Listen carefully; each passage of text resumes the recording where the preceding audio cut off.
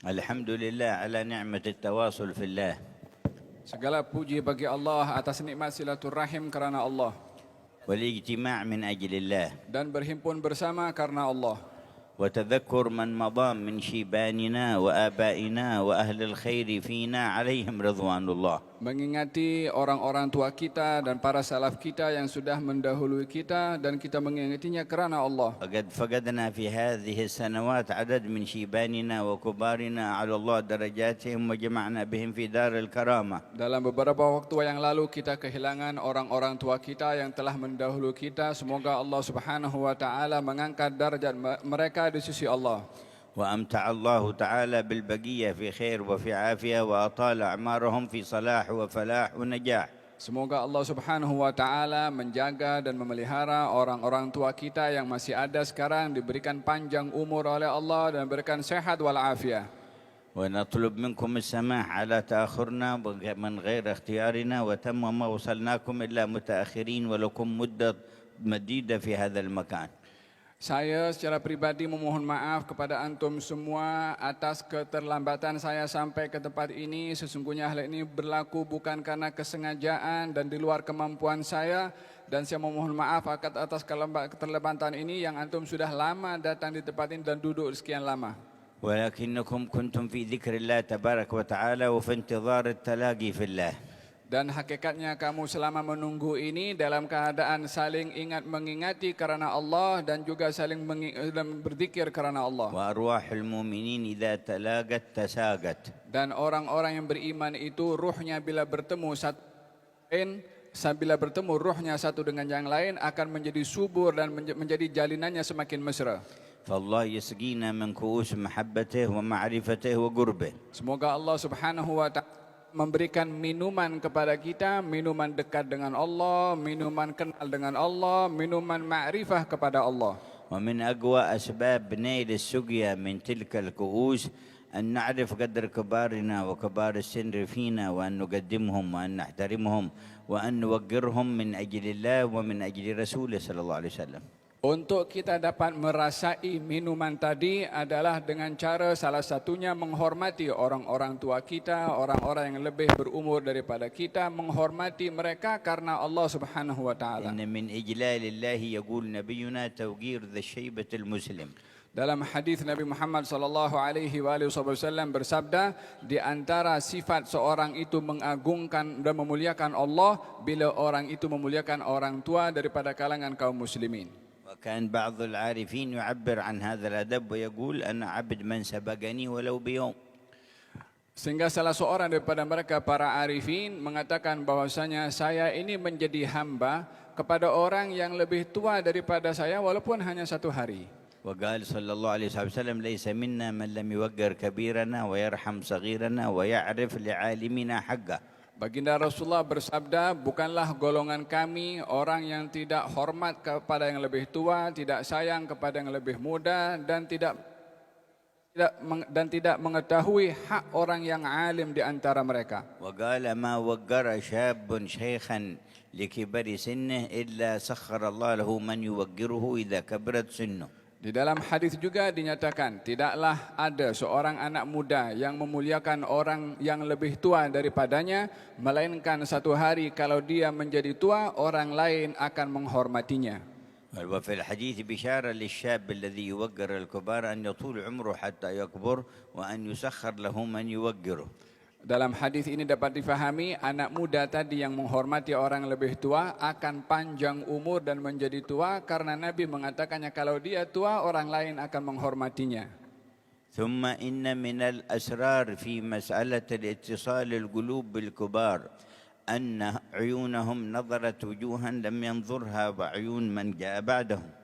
Dan juga bahagian daripada perhubungan antara orang lebih muda dengan orang yang lebih tua. Orang yang lebih tua ini, mata-mata mereka sudah pernah melihat orang-orang yang belum dilihat oleh orang-orang yang masih muda. ومن تلك الوجوه وجوه من نظر إليها أو نظرت إليه أكسبه الله السعادة. Dan di antara wajah-wajah yang pernah dilihat oleh orang-orang tua itu adalah wajah-wajah yang kalau orang melihatnya atau dilihat olehnya, maka akan mendapatkan kesenangan dan juga kebahagiaan. وفي ذلك يخبرنا صلى الله عليه وسلم ما جاء في الحديث الصحيح أن قوما من هذه الأمة يغزون في سبيل الله فيبطئ الفتح عليهم فيقال هل فيكم من رأى رسول الله قال فيقدمونهم فينصرون. Di dalam hadis ada disebutkan tentang hal yang diceritakan mengenai melihat wajah orang. Katanya di zaman baginda pernah bersabda, akan berlaku satu peperangan di mana pada peperangan itu terlambat kemenangan untuk dicapai oleh kaum muslimin. Maka dikatakan kalau di tengah-tengah kaum muslimin adakah di antara kamu ada orang yang pernah melihat wajahnya Rasulullah? Kalau ada, maka orang itu dikedepankan, maka dengan orang itu kemenangan akan diberikan oleh Allah. ثم يغزو فئام من الناس فيبطئ الفتح عليهم فيقال هل فيكم من رأى رسول الله فيقدمونهم فيفتح لهم. Peperangan berlaku pada berikutnya, lalu kemudian kemenangan itu terlambat untuk diberikan. Ditanyakan kepada kaum muslimin, adakah di antara kamu ada orang yang pernah melihat orang yang melihat Rasulullah? Kalau ada, maka dikedepankan dan Allah memberikan kemenangan kepada kaum muslimin. قال ثم يغزو فئام من الناس فيبطئ الفتح عليهم فيقال هل فيكم من صحب رسول الله. Dan berlaku peperangan di masa yang akan datang, kemudian kemenangan itu lambat. Maka dikatakan di tengah-tengah kaum muslimin, adakah di antara kamu ada orang yang melihat sahabatnya Rasulullah? فيقدمونهم فيفتح لهم. Maka orang itu akan dikedepankan dan Allah Subhanahu wa taala akan memberikan kemenangan kepada kaum muslimin. وهذا سبب من أسباب النصر غيبي ومعنوي وروحي فهم لم يزدادوا عدد ولم يزدادوا عتاد ولا سلاح ولكن قدموا الذي يستاهل التقديم فنصروا. Ini adalah bahagian daripada bantuan yang bersifat maknawi diberikan oleh Allah Subhanahu berupa kemenangan bukan dengan persenjataan yang lengkap akan tetapi dengan rahasia kerohanian daripada penglihatan kepada orang-orang yang mulia diberikan kemenangan oleh Allah. وكان الإمام طاهر بن حسين بن طاهر عليه رحمة الله يقول أسفي على من كان في وقتي وبلدي من الشباب ولم ينظر إلى وجهي. Kata Habib Tahir bin Husain bin Tahir mengatakan, alangkah saya ini kecewa dengan anak-anak muda yang hidup di zaman saya yang tidak mahu melihat kepada wajah saya ini. ثم إن ذلك الكبير أيضا قد صافح أيادي لم يدركها من بعده. Dan orang-orang yang mulia tadi telah bersalaman, bermusafahah dengan orang-orang yang sebelumnya yang belum pernah dilihat oleh anak-anak muda atau bersalaman dengan anak muda. فإذا صافح تلك اليد اتصل بأولئك الذين صافحتهم هذه اليد. Kalau orang yang anak muda bersalaman dengan orang tua yang pernah bersalaman dengan sebelumnya, maka akan bersambunglah bersalaman itu kepada yang sebelumnya. وتلك اتصلت بأيادي قبلها وهكذا إلى يد المصطفى صلى الله عليه وسلم. Dan bersalaman itu akan berterusan naik ke atas sampai ke tangan Nabi Muhammad SAW akan mendapat rahasianya. وقد كان يأتي بعض التابعين إلى سيدنا أنس بن مالك فيقول سيدنا أنس بن مالك الجارية هاتي الطيب فإن هذا لا يتركني حتى يقبل يدي ويقول هات اليد التي لمست كف رسول الله صلى الله عليه وسلم وصافحت يد رسول الله صلى الله عليه وسلم فيقبله. Sayyidina Anas bin Malik sentiasa bila didatangi oleh orang akan mengatakan kepada pembantunya untuk memberikan kepadanya minyak wangi, untuk diletakkan minyak wangi di tangannya. Disebabkan oleh kerana orang-orang itu yang datang kepada Anas bin Malik dan mencium tangannya ingin menghargai dengan sentuhan tangan atau cium tangannya Anas bin Malik dengan Nabi Muhammad sallallahu alaihi wasallam. وكان يوما جالسا عند سيدنا أنس وإذا به يناول المنديل للجارية ويقول لها نظفيه قال فأخذته وهناك موقد فيه النار فرمت المنديل في النار والمنديل من خرقة من من من من من هذا القماش فلما تعجب منها كيف تحرقه وإذا بالنار تأكل جميع الوسخ ثم جاءت بعود وأخرجت المنديل من النار. Pernah satu hari Anas bin Malik ini memerintahkan kepada pembantunya untuk membersihkan sapu tangan yang kotor. Lalu kemudian sapu tangan itu oleh pembantu tadi dicampakkan ke dalam api yang sedang menyala.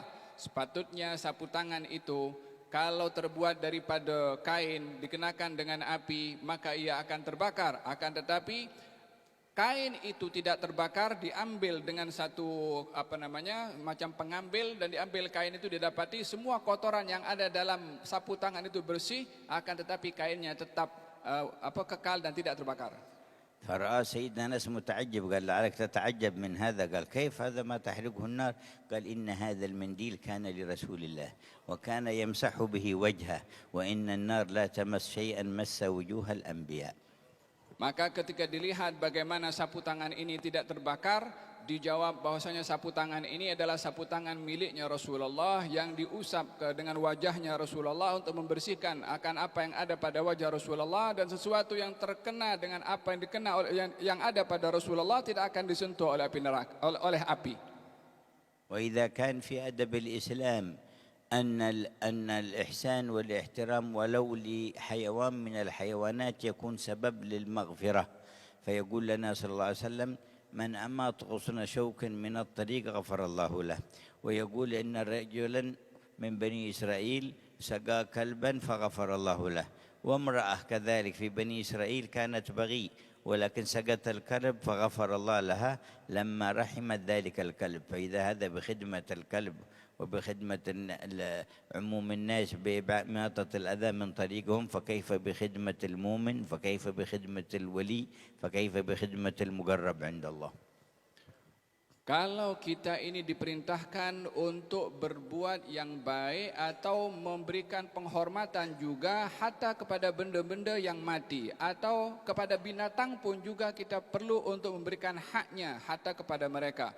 Di dalam hadis dinyatakan bahwasanya orang yang dia mengetepikan sesuatu yang berbahaya, yakni di jalan boleh membahayakan orang lain, kalau diketepikan maka akan diampunkan dosanya oleh Allah Subhanahu wa taala karena sesuatu itu boleh membahayakan kepada orang lain.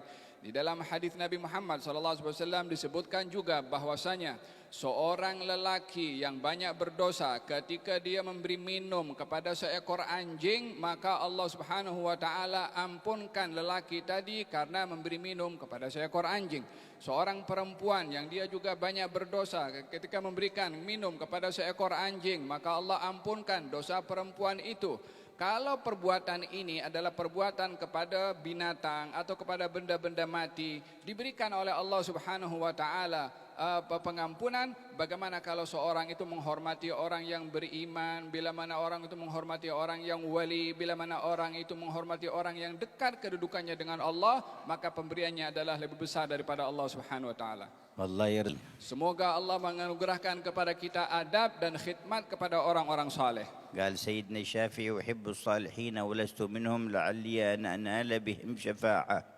Imam Syafi'i mengatakan, saya suka kepada orang-orang saleh walaupun saya bukan orang saleh, karena saya berharap dengan cinta kepada orang saleh untuk mendapatkan syafaat. وأكره من بضاعته المعاصي ولو كنا سواء في البضاعة. Dan saya tidak suka kepada orang-orang yang dia banyak berbuat maksiat walaupun saya juga berbuat maksiat. فأجابه المجيب وقال تحب الصالحين وأنت منهم محب القوم يلحق بالجماعة. Maka dijawab kata-kata Imam Syafi'i itu oleh orang lain dengan mengatakan, kamu wahai Syafi'i suka kepada orang-orang saleh, kamu adalah salah seorang daripada mereka. Orang yang suka kepada orang saleh maka dia akan dikumpulkan bersama dengan mereka. وتكره من بضاعته المعاصي حماك الله من تلك البضاعة. Dan engkau tidak suka kepada orang yang melakukan maksiat, Allah telah melindungi engkau daripada berbuat maksiat. وسيدنا أنس ما كان يفرح بوصف يوصف به مثل أن يقال له خادم رسول الله. Anas ibn Malik tidak pernah merasa gembira seperti mana gembiranya beliau kalau disifati sebagai pembantunya Rasulullah. وذلك أن أم سليم المؤمنة العاقلة الموفقة جاءت بابنها إلى النبي أول ما وصل في الهجرة وقالت إن أهل المدينة كل أتحفك بشيء من الهدايا وما عندي شيء ولكن هذا ولدي يخدمك فاقبله مني. فخدم النبي 10 سنين. Ini disebabkan oleh kerana ibunya yang bernama Ummu Sulaim ketika datangnya Nabi berhijrah ke kota Madinah, masyarakat di Madinah memberikan hadiah, pelbagai macam hadiah kepada baginda Rasulullah, namun Ummu Sulaim tidak mempunyai apa-apa untuk diberikan hadiah. Maka dia datang kepada Rasulullah, katanya, ya Rasulullah, saya tak ada apa hadiah nak diberikan, tetapi ini anak kecil saya hadiahkan kepada engkau untuk berkhidmat kepada engkau. وفي آخر الأيام قالت له ابني هذا خدمك 10 سنين فادعوا له يا رسول الله. قال اللهم اغفر ذنبه وأطل عمره وبارك له في ماله وولده. Berkhidmat kepada Rasulullah selama 10 tahun. Lalu ibunya mengatakan kepada Rasulullah, wahai Rasulullah, anakku ini telah sekian lama berkhidmat kepada engkau, doakanlah kepadanya. Maka Nabi mendoakan kepada Anas bin Malik, katanya, ya Allah, ampunkan dosa Anas bin Malik, dan juga beri panjangkan umurnya, dan berikan banyak rezekinya, dan juga anak keturunannya. فبلغ من العمر 120 سنة. Umurnya sampai 120 tahun. وكان أولاده من صلبه 70 ولد. Anak yang dilahirkan daripada sulbinya Anas bin Malik ada 70 anak. وأولاده وأولاد أولاده وهو في الحياة 300. Anak kepada anaknya dan anak kepada anaknya di masa hidupnya Anas bin Malik terhimpun semuanya ada 300 orang. فصاروا قرية كاملة في البصرة تبع أنس بن مالك. Maka jadi satu negeri atau satu kampung semuanya keluarganya Anas bin Malik. وكانت نخيل الناس وأشجارهم تخرف في السنة مرة ونخيل أنس وأشجاره تخرف في السنة مرتين. Pokok korma yang ditanam oleh orang lain dalam satu tahun hanya sekali akan tumbuh, akan tetapi pokok kormanya Anas bin Malik dalam satu tahun 2 kali boleh berbuah. وكان يقول إن الله قد أطال عمري وبارك في مالي وولدي بدعوة رسول الله وإني لأرجو الرابعة وهي المغفرة. Kata Anas bin Malik mengatakan, Allah sudah memberikan dan mengabulkan doa Nabi untuk saya, yaitu dengan diberikan banyak rezeki dan juga banyak anak serta diberikan panjang umur, dan saya mengharapkan daripada Allah yang keempat yaitu pengampunan. كان آخر من مات بالبصرة من أصحاب رسول الله صلى الله عليه وسلم. Dan beliau adalah orang yang terakhir daripada sahabat Nabi yang meninggal di kota Basrah. والحمد لله الذي جمعنا وإياكم. Segala puji bagi Allah yang telah mengumpulkan kita semua di tempat ini. ساعة مباركة Mudah-mudahan waktu ini waktu yang berkah. وفيها اتصال بالسلاسل الإسناد. Dan mudah-mudahan perhimpunan ini adalah penyambung kepada mereka-mereka yang terdahulu. ومن مضى من الآباء والأجداد. Dan orang-orang yang mendahulu kita daripada keturunan kita. فزاد الله هذا المنزل نور وبركة وتوفيق واتصال. Dan semoga Allah memberikan kepada tuan rumah keberkatan, taufik dan penghubungan yang berterusan. وشمل جميع الحاضرين بنظر من نظره يرجون به مراجل مرافقة للمحبوبين. Dan mudah-mudahan yang hadir di sini diberikan oleh Allah Subhanahu wa taala keberkatan untuk sentiasa bersambung dengan orang-orang yang dicintai oleh Allah. وجعلنا نذكر هذا المجلس في دار الكرامة عندما يتذاكر أهل الجنة ما كانوا في الدنيا. Dan mudah-mudahan Allah Subhanahu wa taala menganugerahkan kepada kita semua untuk mengingati pertemuan kita pada saat ini nanti ketika berada di syurga, yang mereka saling ingat mengingati tentang perbuatannya di dunia. وأقبل بعضهم على بعض يتساءلون قالوا إن كنا قبل في أهلنا مشفقين فمن الله علينا ووقانا عذاب السموم إنا كنا من قبل ندعوه فيتذكرون مجالسهم. وجاء في الحديث يقول تذكر المجلس اللي جلست أنا وإياك فيه على ذكر الله في مكان كذا، يقول تعال أريك ماذا أعطاني الله مقابل ذلك. يأخذ بيد أخوه يقول شوف هذه القصور وهذه الأنهار مقابل المجلس اللي جلسنا معك ذاك اليوم.